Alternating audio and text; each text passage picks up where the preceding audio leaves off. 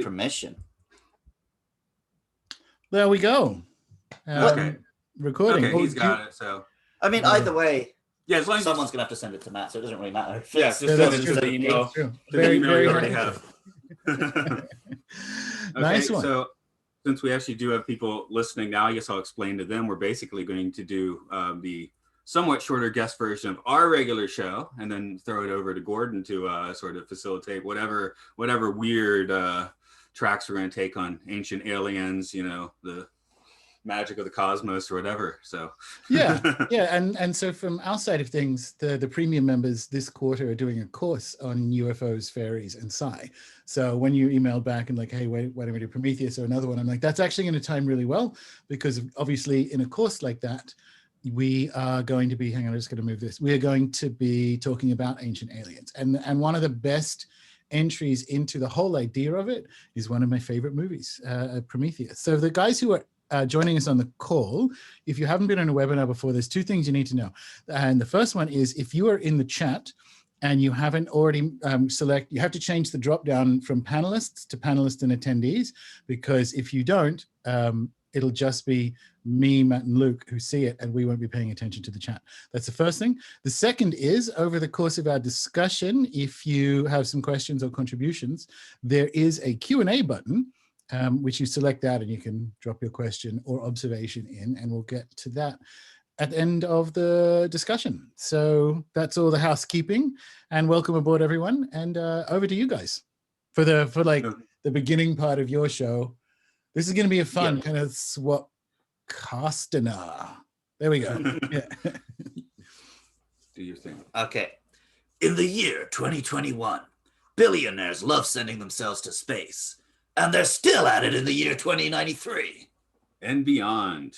Apparently so. You get even older, because we're recording this right as Richard Branson and the man you want to punch in the face just made their flights. And I mean, I wouldn't mind punching Richard Branson in the face too. He's just not on the top of my list. I've met Richard Branson, and he bought me a bottle of champagne, so I wouldn't punch him. Yeah. No, you don't punch a man who gives you champagne. No, it's good stuff. I mean, he kind of Jeff Bezos, it is morally correct to punch in the face. It's law. It's space law. You have to. Yeah. Space law, yes. Well, my original plan was, let's just put a shield up so he can't come back down. But yeah.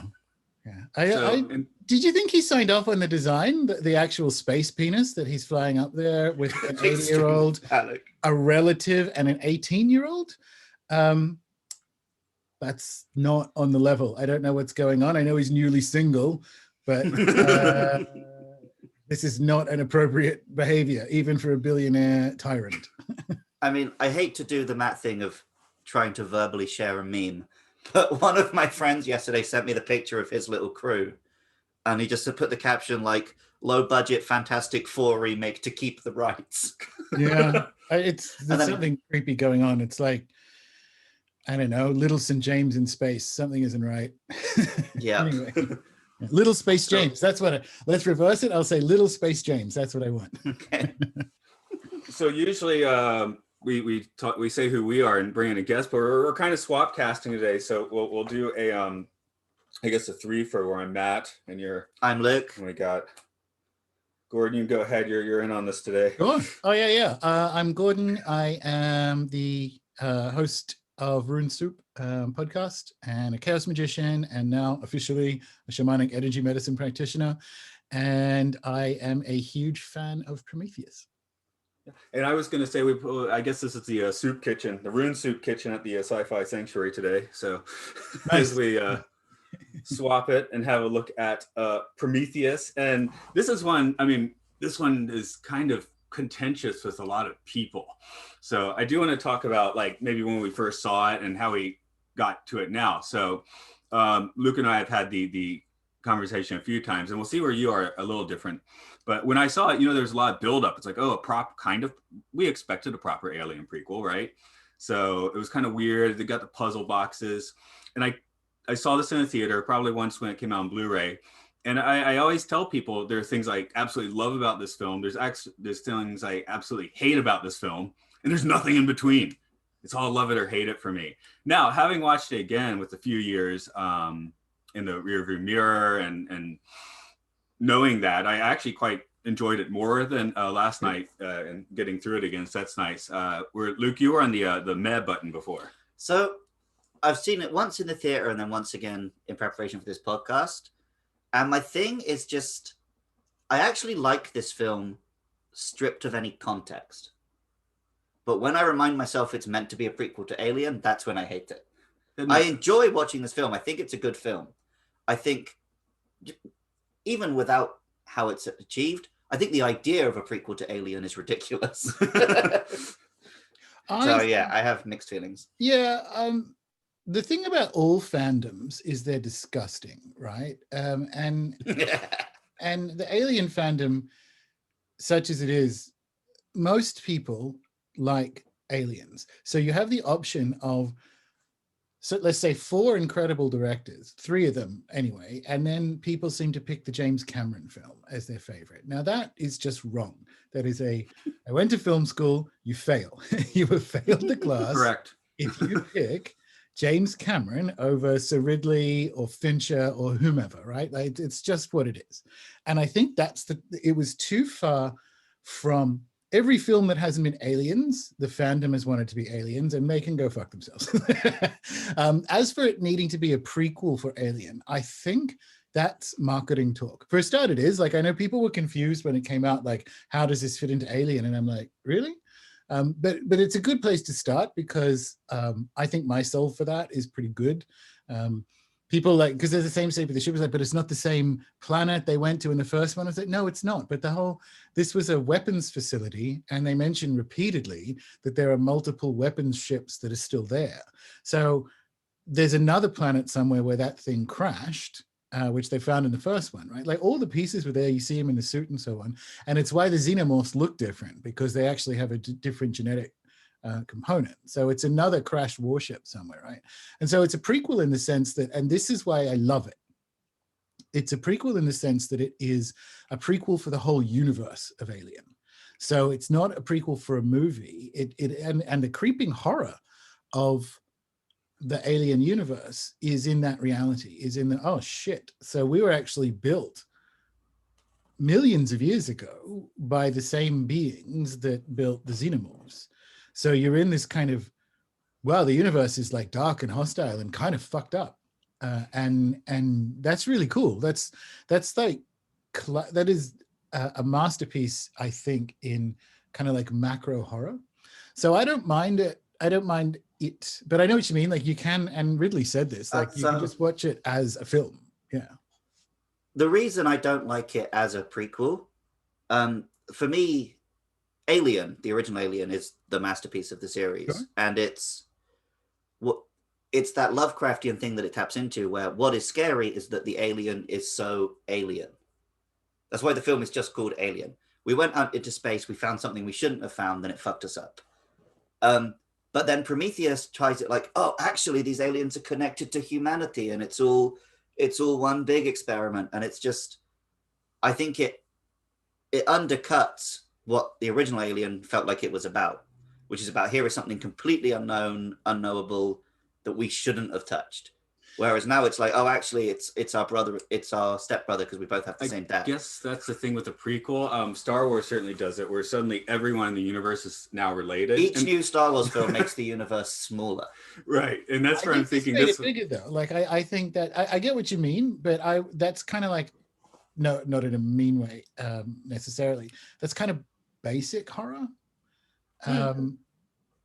Like, you know, yeah, it's just $5 horror is actually like, what if, oh, it's like that, it's Twilight Zone, like, oh, it turns out it's man. Like, it's the oh, we are also that horrible being. Because within, one of the things as an anarchist, I like in Alien is, which it retains in Covenant as well, but mostly in Prometheus, it retains that critique of corporatism, which I think is really important.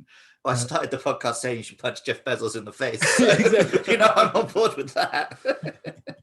Against the context, so this one, like, when you take it from that ancient astronaut, you know, seeding concept, oh my God, this film's fantastic. I think I remember in the pre-production of this film, like, Ridley Scott, like, really trying not to have this be an alien film at all. And that's the thing, right? So let me explain why it's a masterpiece from an Ancient Aliens perspective, and then because it's a macro statement, and then we can go through the film itself.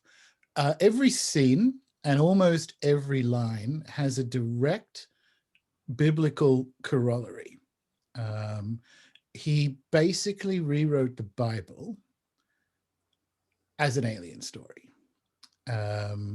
from the very beginning. And the actual flyover shots in Iceland, where it's literally moving upon the waters, like before you even get to the engineer who lands at the waterfall, it's like air moving on the water.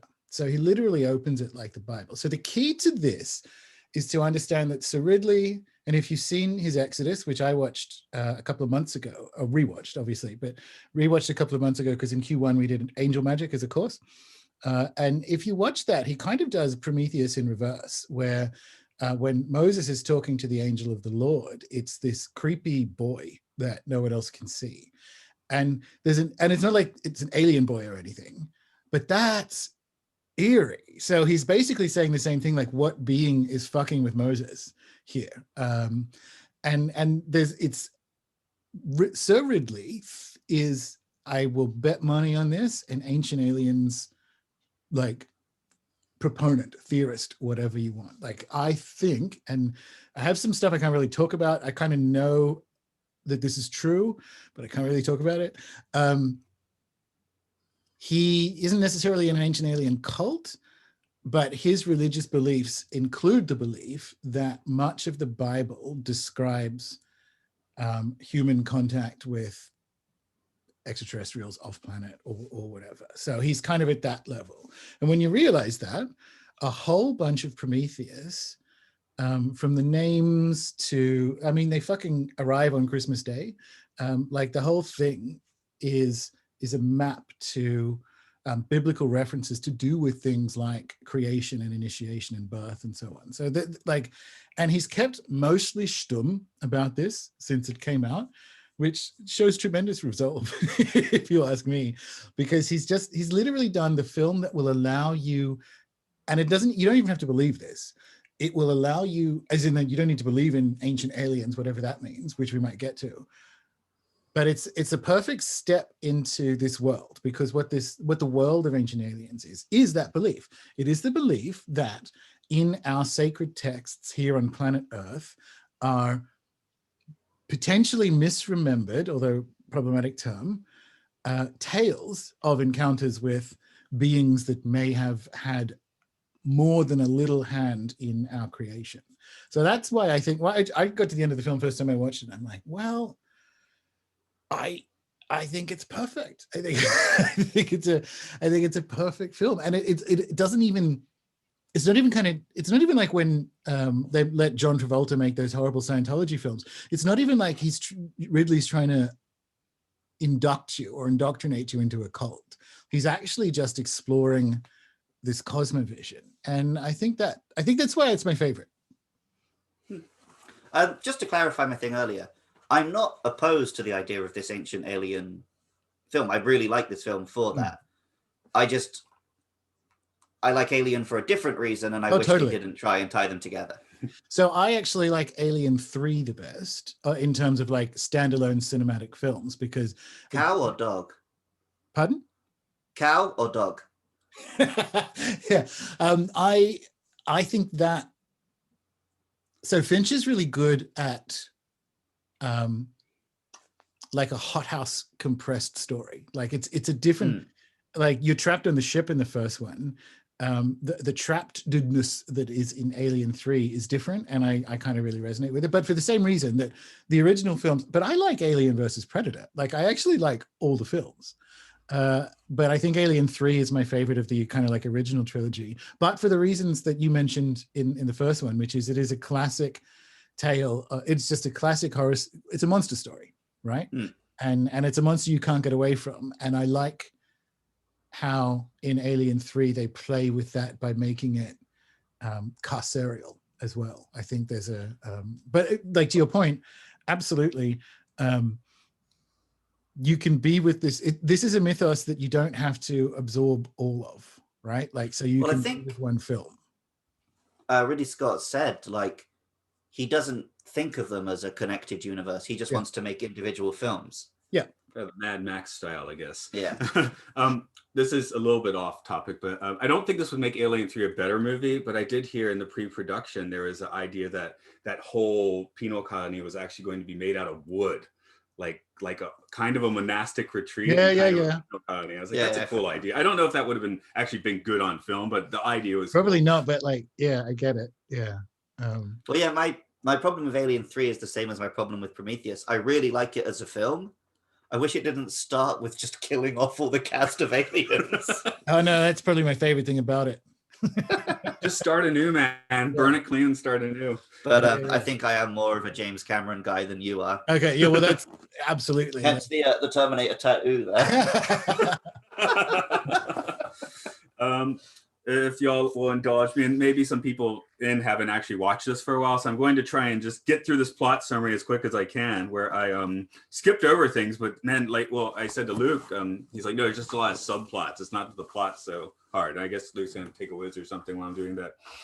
So here we go. In the distant past, an alien engineer lands on Earth, drinks a strange liquid, and dissolves into the waters, his DNA merging with the earthly elements. Jumping ahead to 2093, the Weyland Corporation vessel Prometheus is approaching a distant planet. A few years prior, Dr. Elizabeth Shaw and Charlie Holloway had discovered multiple ancient cave paintings that pointed to the star system, perhaps the source of our creation. They are part of the crew along with 15 other humans, including corporate liaison Meredith Vicker, who insists that no contact be made without her say-so. Also on point is the creepy as hell synthetic being, David. They land on the moon, and away team immediately heads for a massive pyramid. And they find some heads, some massive, and some unattached from their bodies, along with breathable air. David, meanwhile, discovers a strange liquid that he later roofies Dr. Holloway with.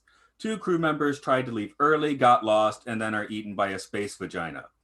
A second survey mission goes well for David, who discovers an ancient control room complete with a cryogenically frozen engineer. It doesn't go so well for the rest of the crew as Holloway ends up immolated by a strict for quarantine Vickers, while Shaw, impregnated by the infected Holloway during sexy time, has to get a truly harrowing alien abortion. David and Vickers meanwhile awaken the extremely elderly Weyland himself, who had secretly been cryogenically frozen on the Prometheus. He came to meet his maker. And so he does on a third journey to the pyramid, literally and figuratively. Seems the now awakened engineer is launching his ship hidden beneath the pyramid and is ready to take off for Earth to take out humanity. Prometheus sacrifices itself by ramming the engineer's vessel, while lone survivor Shaw, along with David, who knows how to fly alien tech, commandeer another alien vessel and set off for the engineer's homeworld to ask, what the hell? And yeah, I tried to keep it as short as I could. There's no Idris Elba in there. I didn't even mention the alien itself, right? The proto-alien, but there's a lot to get through in that one. So no, absolutely. Until I sat down to watch it last night, I'd forgotten Idris Elba was in this film, and I love Idris Elba. So that was a nice surprise. Perfection, absolutely. Yeah. And I'm a married man, but I do have a movie star crush on Michael Fassbender. There, I exactly. Said it. Well, everyone does, because whenever you see him in a film, well, it's kind of like what happens with Ewan McGregor. You go, I've seen your penis. Doesn't matter how creepy an alien is, like, seen your penis. Sorry, Michael. Recently, Michael Fassbender is starting to be like, I've forgotten his name again, but one of those actors who, it feels like he's put into a film to like add a touch of class. Oh yeah. But all the films he's doing at the moment are like classless big budget Hollywood films. Yeah, interesting. So he somehow kept this reputation as like a real artist, but all he does is like X-Men and alien movies and crap thrillers about snowmen. He's so cool in them. Somehow he's still pulling it off. Although the hairstyle was a mistake, he should have watched a different movie. Yeah. Yeah, I mean, if we start from the beginning, I knew I was going to be in for a treat when the engineer showed up, and on the top of the little container with the ayahuasca analog, because it's this black goo, right? So it's clearly meant to reference ayahuasca. The script on the top is like Akkadian or Sumerian or something, so you can kind of see that this is what I mean. As soon as I saw that, I'm like, oh, this is quite Sitchin-esque in its, dare I say, clunkiness. Like, hit you over the head with like a literal space alien, ancient aliens cosmology. So those two bits were kind of, it was a really fun way of doing it. And boy, am I sick of, I wonder how the people of Iceland feel about everyone thinking they're like their country is alien, like, because there isn't a single space show that doesn't shoot there. Like, all right, it's sort of like amazing how many desert planets there are in the Star Wars universe. But so I really liked, I thought that was a fantastic, intro. And there's a couple of bits. I mean, do we want to move to, how do we want to do this? Do we want to go through? I guess let's keep it slightly light if we want to hit any of the other actors, and then we'll dive in deeper. I actually have a very dumb aside I want to make. So recently, I've become obsessed with the Japanese Pepsi Man commercials from like the 90s, where it's just the weird CGI shiny man with the bald head who screams and makes Pepsi appear. And so when the film starts with a big, shiny, bald CGI man drinking a black liquid, and all he ever does is open his mouth and make weird noises, he doesn't really talk, I couldn't help but think all the way through the film that the engineers were Pepsi Man. Interesting. I found them weirdly erotic. I found that I sort of went with like a Tom of Finland angle. Like, oh, see, I found them really sexless. Yeah. They seem like celibate monks to me. Because they're super buff, but they're always very composed. They have the small little pants. Oh, they go around. Like, but I don't know. There's an eroticism to that, I guess. Oh, one thing I should mention, which so we don't skip by it. This is course related. The scene in where Elizabeth finds the cave painting is on the Isle of Skye, which I've been to and is amazing, and where my favorite mass market whiskey comes from, and is fairy riddled, right? Like the spirit world is completely fairy there. So one, it's really picturesque and looks good for the film, but it's one of those locations that I think when you look at his deliberate use of dates, I think he picked deliberately. So there's some kind of cool stuff in the Western British Isles that goes back about 30,000 years, Cheddar Man and so on. But I think the Isle of Skye is always one of those liminal between places anyway. So to find that cave painting of an engineer pointing at the star system, and actually the use of the star system as the visual motif across the different cultures is quite sophisticated, because that's kind of true. Some of the things that the kind of shit end of Ancient Aliens gets wrong, the David Icke end, shall we say, has to have everything connect sequentially. So it's like, because you find a serpent god in a cave 35,000 years ago, those people colonized like Egypt and South America and whatever. And it's not how you do it. Because the images that they show when they're on the spaceship and Holloway and Shaw are giving their talk about their thesis, that's the right way of doing it, to say, look, the overlap is in the star configuration across time and cultures that didn't know anything about each other. So how could they do it? That's the correct way of getting into something like star lore, because it means it's true. So there are cultures around the world who've had no contact that arrive at the same understanding of star nations. And you can only come to the conclusion that there is something to that. I mean, in the film, it's like literal space aliens, right? But in kind of the reality of Ancient Aliens, and if you're listening to this rather than watching it, I am dropping speech marks everywhere, air quotes everywhere over what I just said, is that humans are always in relation to the stars. So I think that's what I thought was so beautiful about, even though it's a horror movie, that's still kind of in there. And that's sort of, we are actually star beings as well, and we're in a community of star beings. And I think that using the motif was really, that was a good choice, I think, filmically or cinematically. Something actually hit me about the star map, and I mean, they had 6 in I guess that was the system or the stars, and I was sort of thinking 7 sages 7, but I wonder if 6 also carries some numerological notation. I was expecting it to be the Pleiades or something. So I was expecting it to be the 7 sisters, one way or the other, and it isn't, and that's cool. Like it is fiction, right? And I think they deliberately made it something that you couldn't have seen Correct. from Earth at that time, so it couldn't just be a normal. And that's that's a Robert Temple serious mystery thing, right? So that the Dogon really did have an astronomical understanding of the Sirius system before we had the telescopes to realize that they were accurate. And that he's clearly referencing that there. But I would have it's fiction, and you want it to, the eeriness is like, well, how could they know it ×2, which is we can't even see it now except with our fancy telescopes.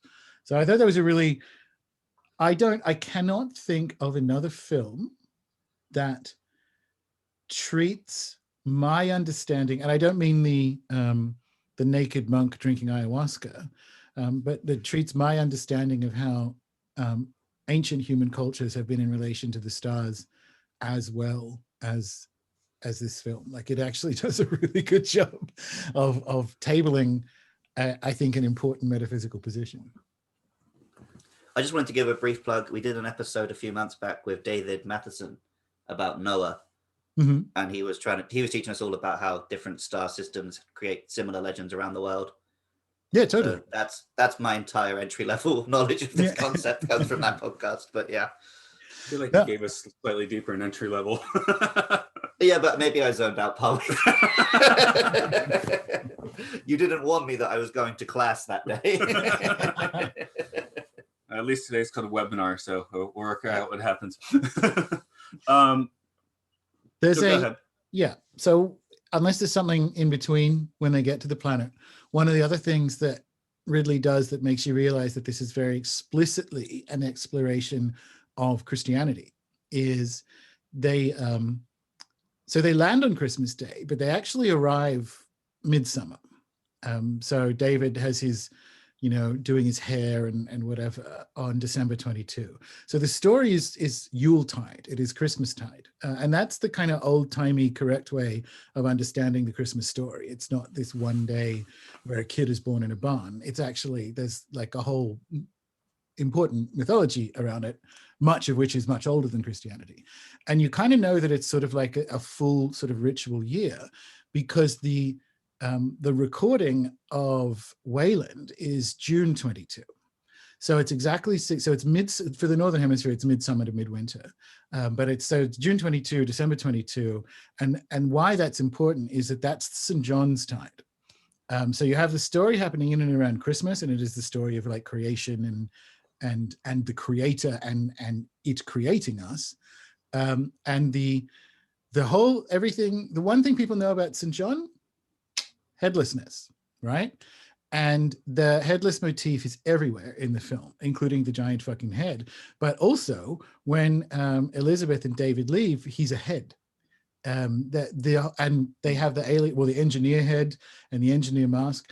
The motif of headlessness is there the whole time. And that's when I looked at it, I'm like, this is an astro-Gnostic exploration, because there are certain esoteric Gnostic sects that believe John the Baptist is the true Messiah, because he was the one who actually brought the creator into a physical form. When he baptized Jesus in the water, that's when Jesus kind of like becomes Jesus. So he's actually the one that brought, in this esoteric conception of it, he's actually the one who is the Messiah, because the Messiah is the anointed one and whatever, right? So here we have this idea of who it turns out God is the devil, and they're kind of like classic, which is where we get to Covenant, that kind of classic astro-Gnostic idea that maybe God is the bad guy. When you want to put that in tension, you have to look in tension, not as an intention. You have to look at where that is in tension. So you have to look at like, well, how does someone become Jesus? Who's the other option? And it's this sort of St. John angle. So there's all these bits I watched that literally no one else has said this but me. And I don't know, maybe I should be friends with Sir Ridley, because he might be either like, get off my lawn, you psychopath, or thank you. Because I can't imagine they're not deliberate. And something Brandon said in the chat, which I referenced earlier when I said even the choice of names is biblical. David, the house of David, which is where the anointed one, where the Messiah comes from. So David explicitly is named as like, David is deliberately named, right? Especially when you know what happens in Covenant. But from when they arrive, you know that this is going to be a Christmas, like a creation tale. And Idris is there with his Christmas tree just to make it a little bit more obvious. But I thought that like people, I think again, I just think it's a really good film. I think they did that really well. Well, I was actually at the gym this morning. I thought, oh, I'll watch a couple of YouTube videos on Prometheus, and while I was watching, I was like, well, the film is really clunkily written. Like, why does it take place at Christmas? There's no need for it to take place at Christmas. Would the film be different if it took place in summer? No, I was just thinking, hey, the bottom line should be like the new Christmas double feature. I guess is what Die Hard and Prometheus. Yeah, totally. Yeah, the whole family. But it is clunky because it is deliberately referencing actual text. Like Elizabeth at the very end, it says "in the year of our Lord 2093." Just if you haven't got you're 2 hours in at that point, and if you haven't worked out that so Ridley is playing deeply with biblical motifs in an ancient alien context, there she is going off to meet the creator in the year of our Lord, whatever it was, 2094 or whatever it was by then. So she literally says, like, no one says in the year of our Lord anymore. And yes, there's the whole, which is the point, there's her whole not super well realized character arc of kind of like Scully, of like recovering her Christianity, which there's the throwbacks to her and her dad in missionaries in India and so on. But that I think that bit works quite well because that's where it instills in her this kind of quest for our origins. I don't think it lands, like, it's not a perfect film. I don't think it lands exactly, but the story is her coming back to a kind of Christianity, and you have to do that in the year of our Lord. Like, she is determined at this point. She's become some kind of Christian, some kind of space Christian, I guess, again.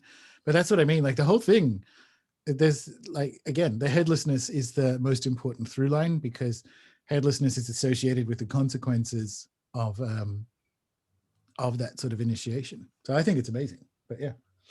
Luke and I teach English in Japan here, and I'm just thinking we're in a good position to repopularize the "in the year of our Lord" thing. There you go. Oh, that's how we all say it. That's natural, man. I mean, all the Tumblr kids do use it a lot, but Who does? Yeah, I like the Tumblr kids. They'll be like, "Oh, are you really gonna da in the year of our Lord 2021?" That's true. That's true. It is kind of now, isn't it? Yeah. Same on Twitter. Yeah. But yeah, I think I agree with you that the film is very well done on a macro level. I think so. Ridley's vision is excellent. My issues are all at the smaller level. Sure. With the actual like scene writing and stuff. Like the fact that the guy who's there to map the ship is the one who gets lost. And the biology expert is the one who goes and pokes an alien snake and stuff like this. Yeah, I'm glad they died early because they're the sort of characters from Aliens. They're the sort of fake characters, which everyone in Aliens was. They're the kind of Here's one character trait so that you can get attached to them before they die. Yeah. And the geologist had none. I'm angry and British. Well, he had face tattoos. That was his character. Yeah. So I was glad when they died. I'm like, God, I hope. It's the fun thing about horror films. It's like, I hope you die first. And he did. Oh, and the horror thing, what Dr. Shaw does it and survives. That's against horror movie tropes. True. Yeah. You do a horror movie, you don't make it through. Although she does get one of the most harrowing scenes in any film ever, but oh, look, a really well done scene. Very well done, but wow. That's perfect. That's so in the chat they're talking about space vaginas, which is a real Prometheus topic. Well, alien in general, because that's the like HR Giga stuff. I'm really glad they had that in there because, like, however much Ridley says it, don't think of it like an alien film. No, it still is. And there's that kind of cosmic horror around birth, and that almost Freudian fear of the downstairs that's in all of Giga's stuff. But and it's explicit it's in also it very because it's about like well. the grossness of birth, right? Like they burst out of you. So I really like that they had that in there because that plays with that Freudian terror, which I think is what activates and triggers people very often about the alien stuff. Is that's the scene that totally sticks with you and how you feel about them. Well, and it does an interesting version on the virgin birth thing where she's not a virgin, but they establish that she can't have children and then gets pregnant with the alien. Although they do it in a really horrible and clunky bit of dialogue. So that's he mentions creating life. That is in the Old Testament. I can't create life. Like you said, it's all based on scripture, right? Which so that's not Mary, but that is in the Old Testament, right? And actually, there's a clue in the name there too. But we'll see if any Bible nerd in the chat. The Bible is also somewhat clunkily written when you get right down to it, especially it's been retranslated. When you're watching a film, it's still that bit of dialogue is just like, ugh. Like a woman can't be happy if she's not capable of giving birth to children, sort of shit. It was, I didn't like that scene, but it made sense. It makes sense. Again, in the macro context, it's great. I wish better writers had written the dialogue. There's probably bits that could have been touched up for sure. But like other motifs, just speaking of them, like, and I think, and I don't know, maybe I'm just projecting this, and I'm happy with that to be the case, in the sense that this is how I sit with the film. The biblical motifs don't necessarily have to be coherent, and that's literally my understanding of how things like myth and symbol work. That the myths and the symbols and the rituals are themselves the thing itself, if you will. And so, like when Wayland wakes up and Charlize Theron's washing his feet, like, so the bathing of the feet, Wayland isn't quite Jesus in this. Do you know what I mean? And so there are these motifs of infertile women having miracle space births. There are the washing of the feet. There's the headlessness. It's like a spell. So it's actually like it's what happens when you put all these components together and it kind of generates something. And so I like, every time I think, oh, have I covered up all the motifs? I'm like, no. There's also the washing of the feet, for instance. But go on. I've been vaguely keeping an eye on the chat, and they've just been mentioning who was giving birth to who and who had what name. Apparently, so it was Sarah, John's mother, who gave birth. And I've just realized that's who Sarah and John are named after in Terminator. So really, that makes sense. So yeah, I guess Cameron does think John was the real Messiah. Yeah. I guess and Schwarzenegger is the Jesus, I guess. He's your Jesus. Well, yeah. You know, one thing, it's almost like I hope you would show up on Sir Ridley Scott's lawn and say, "Get off the lawn, my psychopath," when you say it, because sometimes it's interesting how art does pick up these connotations, without the creator of that art even intending anything. Just as another example, I Am the Walrus, the Beatles song. You know, people have figured out ways to put the Boer War on that as a metaphor, but his quote after writing it was basically just like, "Let's see what the fuckers make of this song." They got the Boer War out somehow. I'm not a particularly religious person, but if I create art, having grown up in the West for 30 years, I can't not include Christian motifs and Christian, because it's the language I speak. No, exactly. And what I like about that, and I think it's kind of there in the film, is that, and we have in the world of magic, this comes up for everyone coming into magic, if they're not born in it. That's a weird Bane reference, I don't know. Has to grapple with like where they're at with Christianity, because one way or the other, you either, and very often for Americans, they are raised in some kind of like gross mega church and they're like, fuck this, I'm gone. And that's cool. That's definitely the right decision. But for people who need to kind of make their ancestral religion come back to life, one of the ways to do it is to remember that actually most of the stuff that's in it is Sumerian. Like, so by way of Sumer, Babylon, Judaism, and then into, so like the creator god in the Bible is basically the Sumerian like El, right? Like, so your grandmother goes to church to worship a Babylonian star god. That's kind of metal, like that's pretty good. And I think that Prometheus can, if you're aware that what Sir Ridley's doing is putting these mythic motifs in kind of like a dialogue or context that's in space, it's sort of a good way. It's a good way of getting there. You don't come out of it. This is what I mean. Like, he doesn't convert you to some kind of space religion, but he just lets you sit with the idea that there's probably like a deep and ancient and weird, ultimately, significance to a lot of these stories, as they have to be when it's stories about beginnings, right? So, yeah. No, I'm sorry. Schwarzenegger even died for our sins. Thumbs up if you're listening there. So some of the metaphors or the writing may be a little clunky. The metaphors are always fascinating, if maybe a touch clunky, but just a quick shout out that this is, for design, this has to be one of the best sci-fi. I think it's just beautiful. It's perfectly cast, except for, well, it's not really, I actually don't know the actor who played the geologist's name. I don't think it's his fault necessarily. It's not an act. I don't think it's him as an actor. No. Yeah. But I feel like once he mellows out in some of his later scenes, he's fine. Yeah. They were just, like you said, they were doing the aliens thing at the start of, here's a character, here's his one thing. He's shouting in your face. His thing is, he's a loud dick. But yeah, the way the ship looks, and of course the Giger stuff's there. It's almost like, it's like I wish they could drop some of the alien stuff to keep the Giger design. Yeah. Well, so they had the kind of the mural that would change and was just pure Giger when they first, like, in that, again, it's sort of like a Sistine Chapel-ish sort of reference. But there's, from a sound, lighting, just set, mise en scène, actors, it's brilliant. It's so good. Like, there's particularly nothing... I think all of the engineer stuff looks incredible. Yeah. Whereas the Earth technology, like, the ship is pretty cool, but it's not as, nothing in that area was mind-blowing. It was the same sort of holograms, spaceships, trucks we've seen in a lot of stuff. Although admittedly we've seen it in stuff ever since they basically created it for aliens. So exactly. But the stuff with the engineers and their designs and equipment was all really good stuff. Yeah.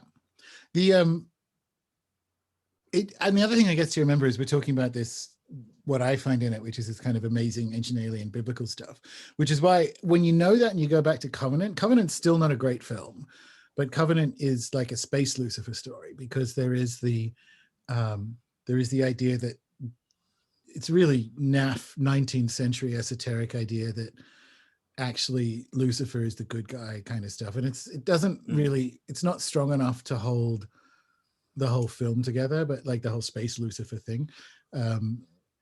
But like the reason I mentioned that is if you come back to Prometheus, it's a horror story, but it's a classic Gothic horror. So there's the monster story in, there's a classic monster story in the first one, but in this it's basically Frankenstein. Like we should not have made this. Like this is an affront to nature, and that's kind of there in Wayland's story as well. Like wanting to meet your maker and going, oh, this is shit. But it's basically Frankenstein at the same time, which again is one of my favorite. It is my favorite like Gothic novel. Because I think it's basically a documentary of how we live in the world, and it's not good. When I first saw this movie, I think the thing coming out of the theater, it really had me somewhat pissed off. And at that point in time, I hadn't really gotten into all the esoteric knowledge and stuff I have since then. But it did piss me off there. It was like, why did the engineers want to go back and destroy humanity? They didn't explain that at all. And I know the whole point at the end of the movie is to go check it out. And having, having read a lot more books since then, now it's fascinating. But I remember coming as a popcorn eating dude coming out in 2012, that really did bug me the first time I saw it. So why do you think? Because I don't know if I have a fully satisfactory answer. Why do you? I think after Covenant, my guess is why did they make us in the first place, which is a question that's actually in the film. What if it's all terraforming, right? So when David releases the bioweapon back on the planet of the engineers in Covenant, and they get there and they're like, there's just plant life. There's not even insects. Like there isn't a single vertebrate of any kind on this planet, because obviously they've been destroyed by the bioweapon xenomorph thing. And I'm like, maybe that's why.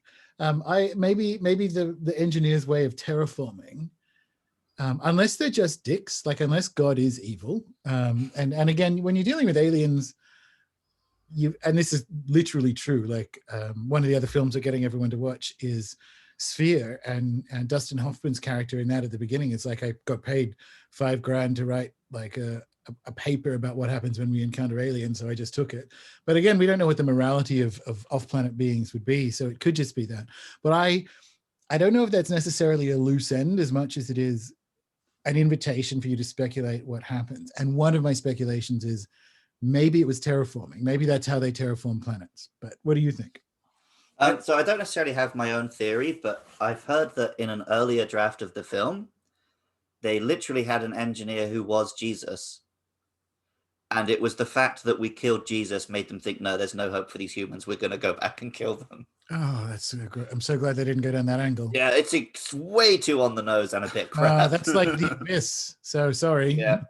That's like moralizing good aliens telling us how bad we are. That's the whole point. Now the ambiguity makes this film artistic and interesting, where, maybe 9 years ago, I was just still too left brain thinking on the whole thing. Or is it right brain? Left brain thinking on the whole thing. I was like, Damon Lindelof, if I said his name right, he did Lost and he did this. We'd all just gotten, not pissed off, but Lost had a few I get things what you mean. that they didn't quite wrap up, and he's doing it again. So, all right, yeah. So now I'm like willing to allow for that more than I was when I first saw it as well. I mean, it's so the Lost angle's useful, I think, because actually I think this does wrap up and is coherent, but what a writer like that tries to do is invite you into speculating. Otherwise, what's the point of creating art? Like, it actually invites you into thinking. And I think it succeeds in that. But it must be said that there are potentially better genres or potentially better like vehicles, because people were expecting a space horror. And they get cosmic horror, but they get sent to like Sunday school on the moon, and I'm into that.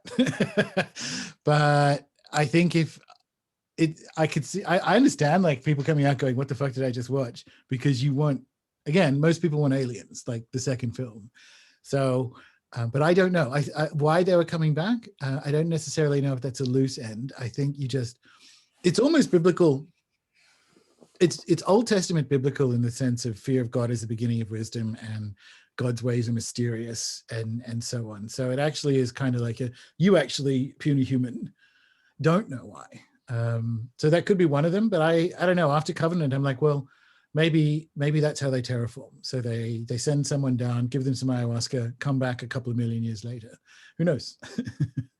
So I am a big fan of cosmic horror. So I like that the one thing the film just doesn't give us any clues about is the aliens' motivation. I don't think we're meant to know that. Agreed. So I'm okay with that being the one thing they don't give us any. Now I am. I wasn't back then. Yeah. Because it makes the universe really hostile. Like, and that is actually the alien universe. Like in the darkness of space, no one can hear you scream, right? Like, and it just put it, which I like, because I think in deep time terms, it put that horror of space that you have in the Alien series on an enormous timeline. So that's what I mean at the beginning. Like it gave it a cosmic timeline. Like shit, it's been horrible out there since the beginning. Like that creeping horror of Lovecraftian horror, right? Of like the universe is ancient and truly doesn't can't even notice you. That's how little it cares about mankind. And which I don't think is true on a spiritual level personally, but I think it's great cinema and it's a great thing to think about. Now, I was planning on giving the movie a swift kick in the crotch for the sort of infamous "why can't Vickers run left or right" thing as the spaceship is falling down here. But watching it last night, I actually made a note because I noticed Shaw is also unable to turn left and right until she stumbles a little, takes just a split second to assess the situation, and rolls out of the way. Yeah. So I did find it interesting. Now I'm like, actually, that is an interesting choice. That had that little stumble actually saved her. Well, yeah, it's very close behind. So I can imagine being in that situation and thinking, if I do anything other than run forwards, it's going to get me. Yeah. So I think when you sit and you're the nerd and you think about, I would have just run left. Sure. But it works in the moment. Sure you would, Tubby. Right? You would have been on that trip. Exactly. But that's almost a Buddhist idea, though. The fact that Shaw stumbles allows her to quickly reassess and take proper action. well action maybe that was the divine intervention that finally restored her Christianity, right? Like, I don't know.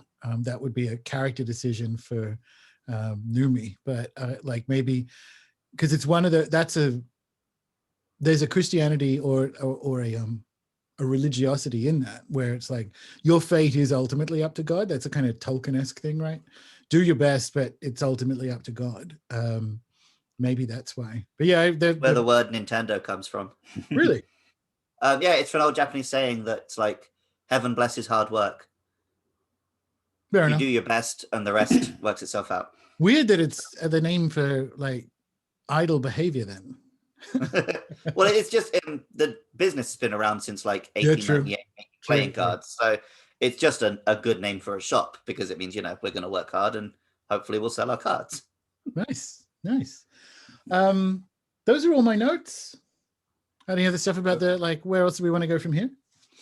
I was thinking we'll quickly or shortly open up the Q&A, but first, I guess we'll just take a quick assessment of where this film sits today. So having watched it last night, yeah, I was like, wow, this is better than I remembered it. And having the foreknowledge helps a lot. Another film is Tarantino's Once Upon a Time in Hollywood. It's a pretty good film if you know about Laurel Canyon, if you know about the Manson family in details. If you don't know about those things, it's like incomprehensible. So this movie, some of the ancient alien lore, and then you've brought in all the biblical stuff, which even last night kind of like mostly like didn't hit me. So now I'm like, oh yeah, of course. Yeah, and you'll get it more in it, but like that's good cinema to me. Like the more you get on a rewatch, and not in the kind of intricate detail of you get on a rewatch of Lord of the Rings or something, but a film that will give you something different each time, or like you come out of it going, I missed a lot of that, I'm going to go and find out why,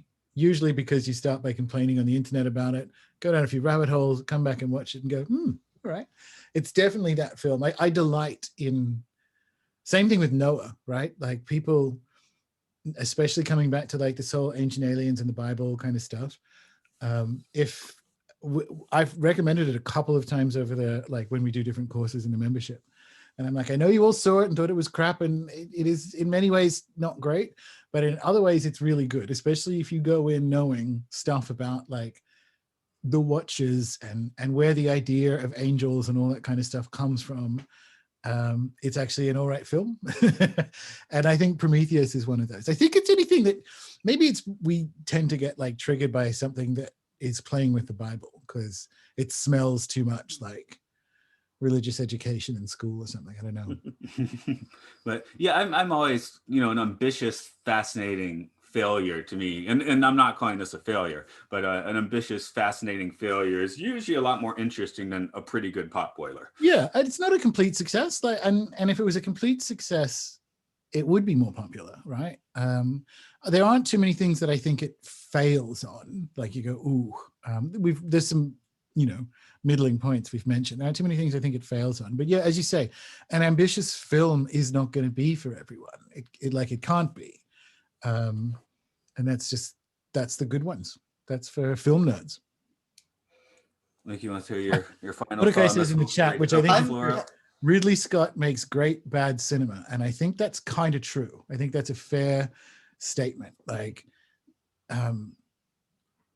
Gladiator's great, quite hammy in some places, and I think this is his best film because it's bad great cinema rather than great bad cinema, because otherwise that like Exodus, same thing, like mostly good. So the thing about I landed on this realization about Ridley in watching Exodus is that Gladiator is his Ben-Hur, obviously, and Exodus is his take your pick Charlton Heston, but like it's his El Cid.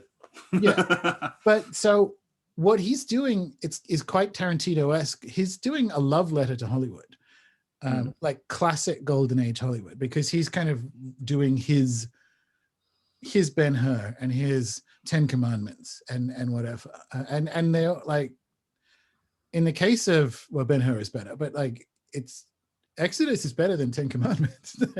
So, but that's something I didn't necessarily appreciate about Sir Ridley until I rewatched Exodus earlier this year. And it does shed light on him doing good, bad films, like his Lawrence of Arabia. Well, he did, if you look at the kind of classic films, it's a wonder he hasn't done Cleopatra yet, because he's done like a people riding around on horses in the desert. He's done a Exodus from Egypt. He's done like a slave in the Roman Empire. Really, like there's Elizabeth Taylor's Cleopatra kind of like left in in that sort of canon. Maybe he'll get to it. But I've just seen a comment in the chat saying, why haven't we mentioned 1985 Legend? We did a podcast on Legend. There you go. I love Zelda, obviously. So. And I think, and then when we say in that podcast, who's going to listen to a podcast of Legend? Hopefully you are. But, nice. I don't think there are any questions. The chat's been quite spicy. And yeah, if you guys who are in the chat want to throw some questions or commentary this way, I guess now. Oh, here's one from Ren. There we go. Is there a motif? I just thought I want to ask what his favorite Zelda is. Yeah, you do that. Breath of the Wild, I think, is the best video game ever made. But in terms of my heart choice, I would say Skyward Sword. There you go. There you go. I'm not going to take my shirt off, but I've got a Skyward Sword tattoo. I'm old school Link to the Past, but I haven't played every Zelda. So anyway, we got an actual Q&A. Let's see what happens. Is there a motif about what happens to humans when they encounter things that are bigger than they are, which causes the characters to act irrationally when they're in the field of the alien planet? The geologist getting lost, the biologist wanting to touch the snake thing, Vic is acting focused and competent on the ship, but can't figure out to go left on the planet. Interesting. I think that's a horror trope. I was going to say, I don't think it needs to be as grand as when you're on an alien planet. When you're scared, you do dumb shit. Yeah. That's the entire horror genre, right? That's how every horror film is written. Ren and Stimpy taught us all about the space madness. I mean, you get that, and that is the thing. Like, if they do SpaceX or NASA or whoever, China gets people to Mars, they're going to have to be like heavily psychologically profiled, because if you've been cooped up, if you've been cryo for a while, and now you're on this alien planet, the best of us are going to be like probably not thinking quite straight. Well, as Michael Bay taught us, when you go to blow up an asteroid, suddenly you go crazy and start shooting people with a machine gun. Yeah, well, like horror is good at explaining that, because and I think, and thriller as well, but like one of the, and we've sort of witnessed it over the last 18 months, like when people are scared, they get dumb and can't think rationally. And as an audience member, you watch that, and I think that's one of the ways you get pulled in, right? It's like, go left, you stupid bitch, because you're invested in something that, because you're not actually in that same kind of like state of fear. And yeah, it's a really good point, because especially in the alien universe, some of the like the kind of classic scream, "I'll be right back" line, like, don't go in there, don't go in that room. You know, you went in the room, all right. That kind of is great. That makes for good cinema. And probably actually that might be a failing in Prometheus. Or not a failing, but it is certainly a legitimate reason for comic book guy to complain that, like, why didn't she just run left? Why did the biologist touch the thing? It's like, yeah, fair enough. Like, why doesn't Ross, the largest friend, simply eat the others? Yeah. It's Captain Hindsight coming in to save the day, but a little too late. Absolutely. Nice one. Landon's got one.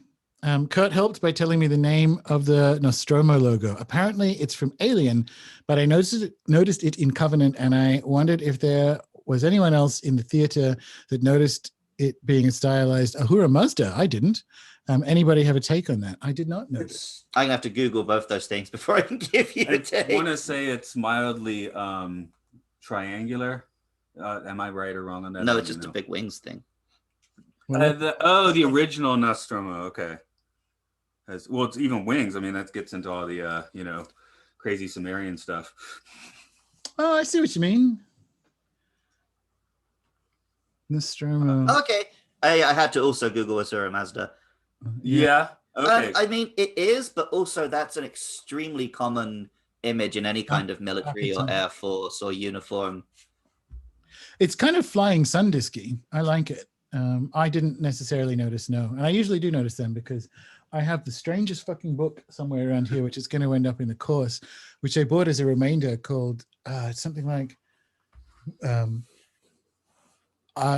if I tell you all my secrets, I have to kill you. It's something like that, but it's a collection of US military patches from different groups and subgroups, and they all have like fucking aliens. They're all like special forces teams and like whatever.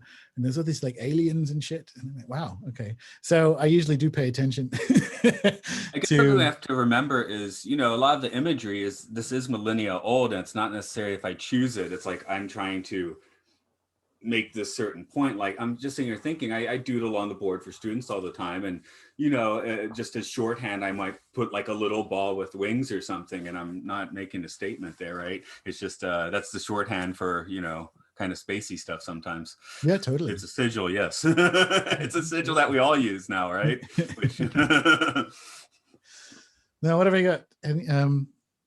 Have I ranted about all the stuff? Yes, I mean, the other one, I've just got like my notes from the show, and then at the bottom I've got Ridley's Exodus, and I'm like, no, I mentioned it. That was good. What were you saying I had to say about the ancient aliens?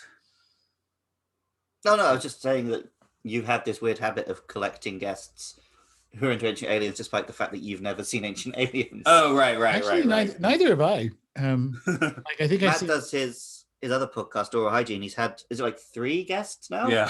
Who are actually on ancient aliens. I've been invited, but like I haven't seen the show, so I'm like, no thanks. I watched the first season back in the day. It's all right. I guess it's, you know, the Carl Sagan quote that the extraordinary claims need extraordinary evidence, right? So for me, it's like a 30-minute show or an hour show, whatever it is, probably isn't going to do that. I want to get into some books. Oh, I don't watch it to get educated. I watch it to creep myself out and think about aliens. Did I mention last time I'm ex-Discovery Channel, right? And so one of the things I learned at Discovery Channel is if you are a multi-channel broadcaster, Discovery, History, whatever, you have tiny audiences, as certainly at the moment, like, you know, there's no one really watches cable at all. And if you hit on a format that works, it's called evergreen content or perennial content. So the reason there's so much, like, Discovery Channel is just sharks and Nazis because those shows don't date.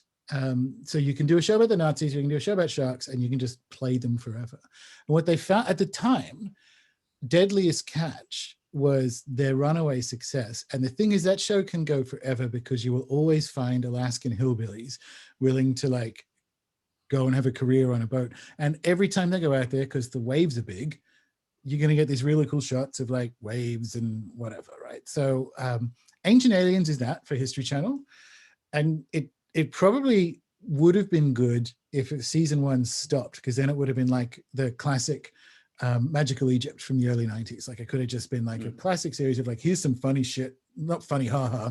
Here's some weird shit in history, right?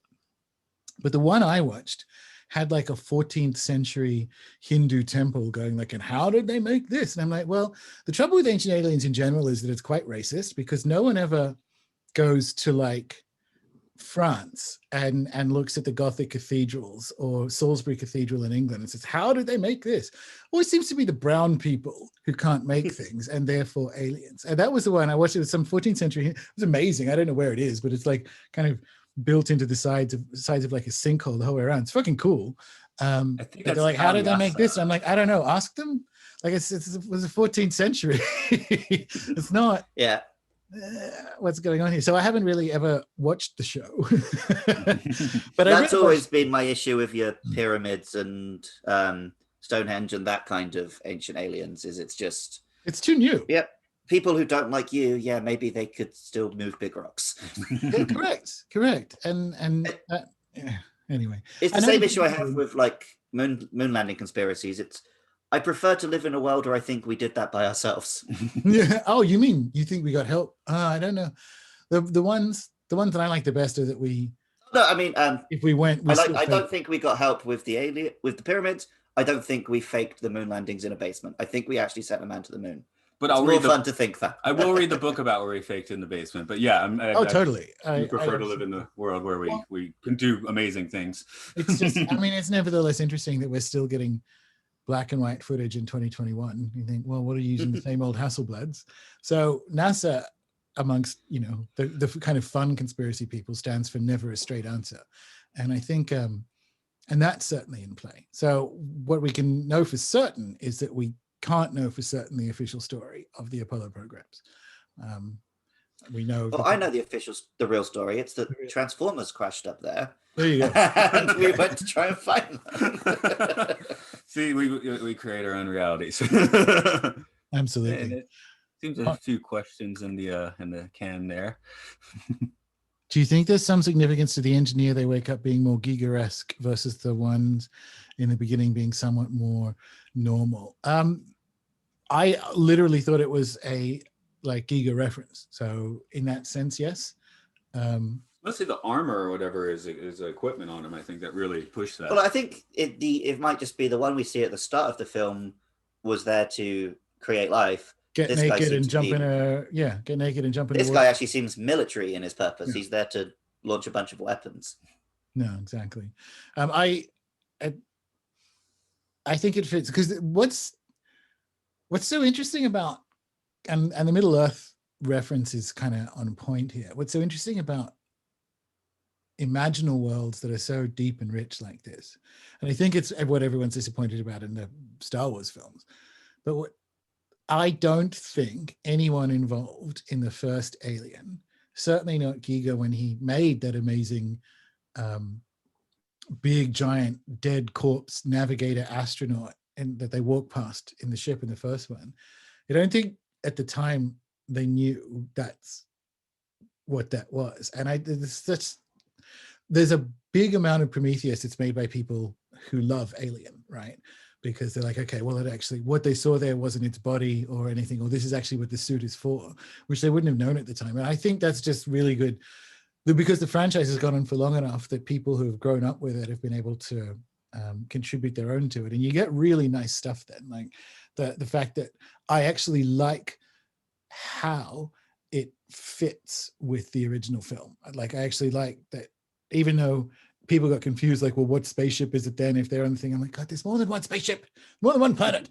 But just generally speaking, like, oh shit, that was a uniform and that was more than one ship. That was like a warship.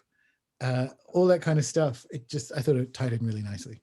Yeah. Maybe people are just too used to absolutely everything in the galaxy happens on Tatooine. Yeah, exactly.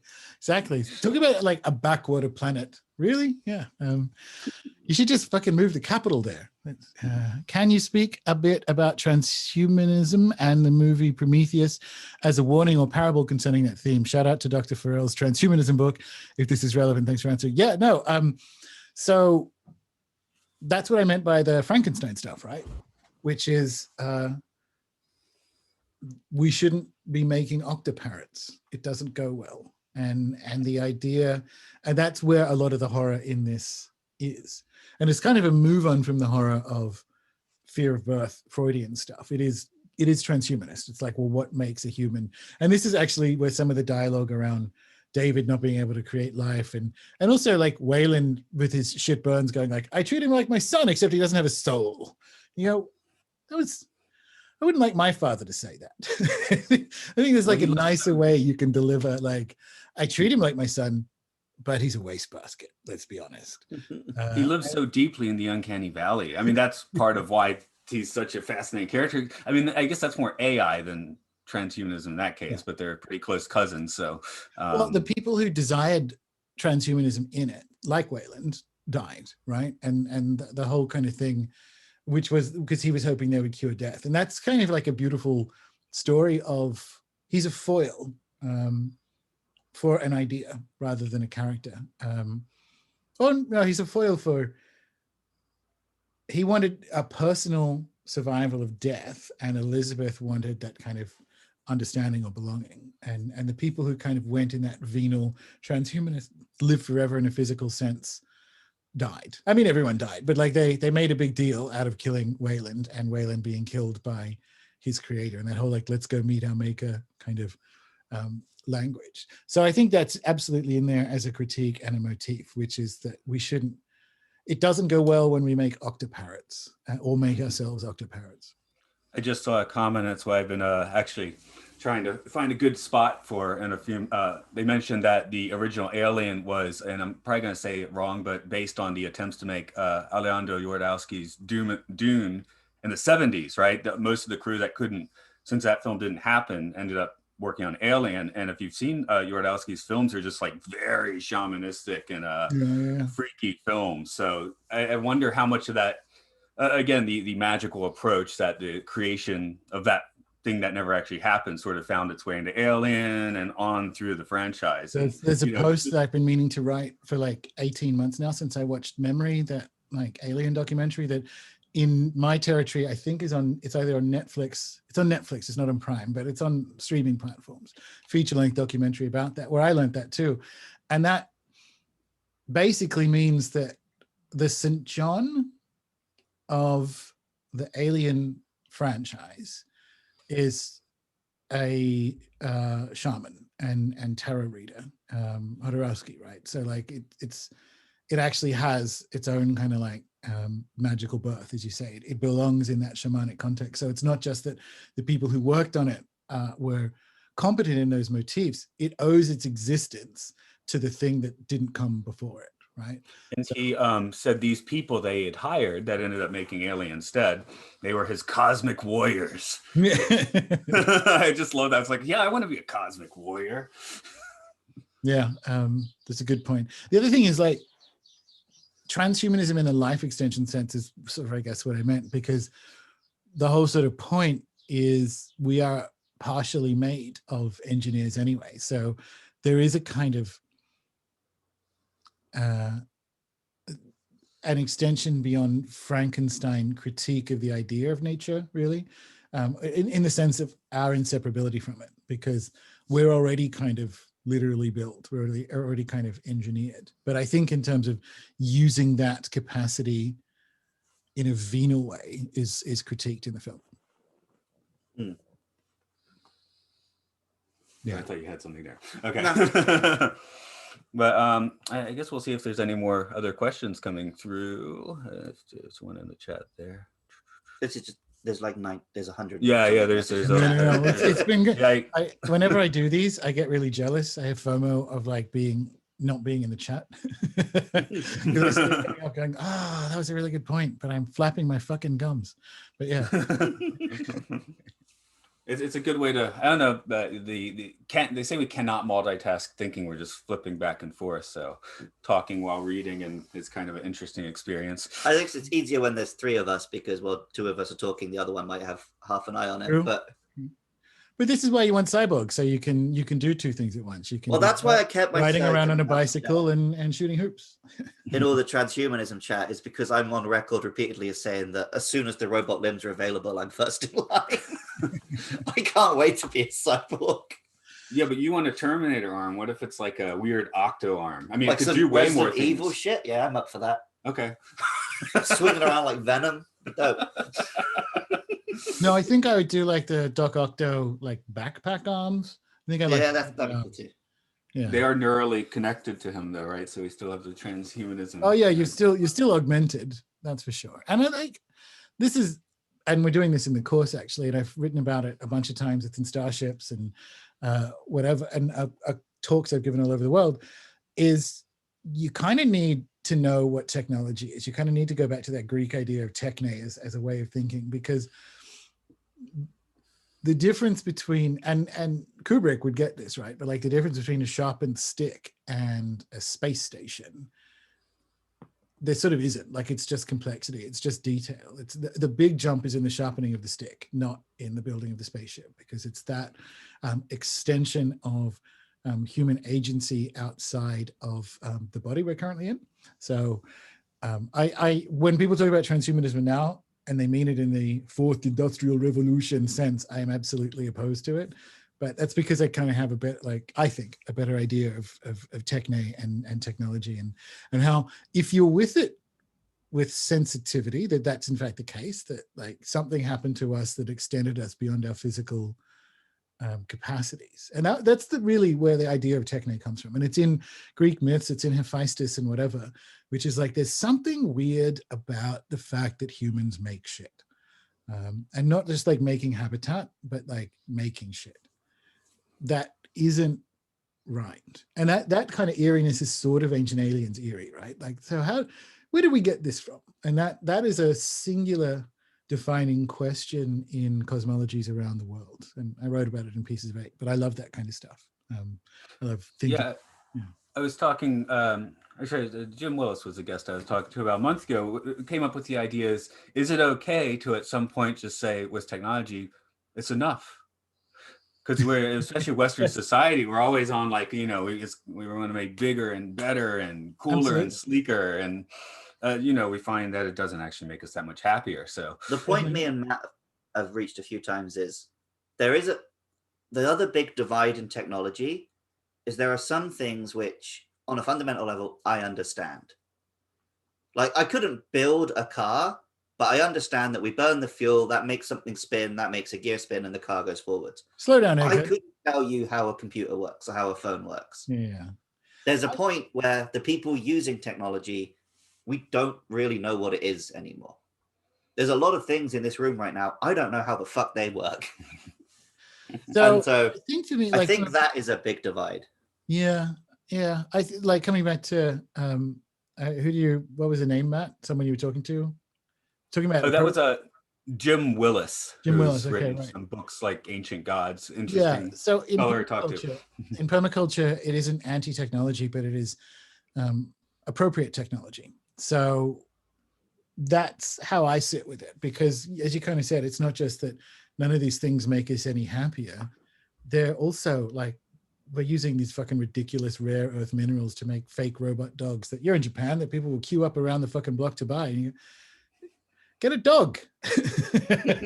But also that's demonic. Like that's the delight in the artifice. Like I don't think that's appropriate technology, but I don't think it's specifically an appropriate use of rare earth that are causing geopolitical conflicts and environmental destruction and so on. So yes, I think, and I honestly, the Greeks kind of got this well, like separating out different modes of thinking, so that techne being one of them, you think with technology, or you think from a place of techne differently than you do other modes of thought, and that is useful, right? Because then you go, okay, so do we really need to cut down? How much more soy meal do we need? How much more like disposable devices do we need? Because that's garbage technology, and that's kind of there. Like there's a Frankenstein critique there. There's a Gothic critique, which is that if you keep doing things that don't need to be done, bad things happen. So